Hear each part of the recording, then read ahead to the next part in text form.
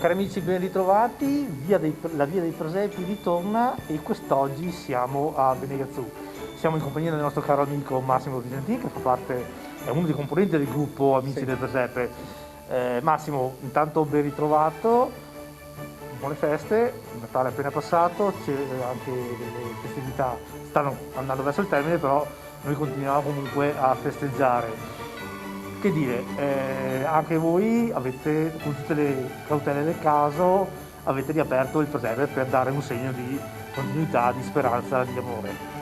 Sì, eravamo molto titubanti nell'aprire ma anche nell'allestire il presepio.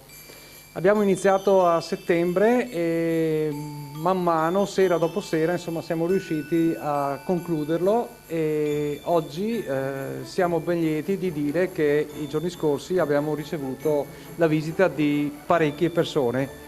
Non sono i numeri degli anni scorsi, però l'importante è avere il segno del presepio sia qui in chiesa ma anche nella nostra comunità.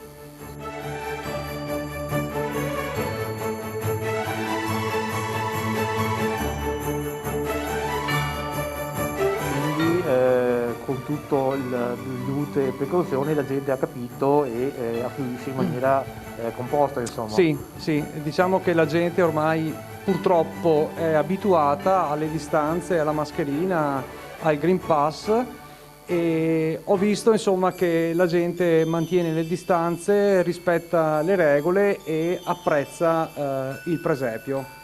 Ricordo che l'anno scorso purtroppo siamo stati chiusi e quest'anno ci dicono che finalmente avete riaperto, finalmente possiamo godere di questa bellezza all'interno appunto della nostra chiesa.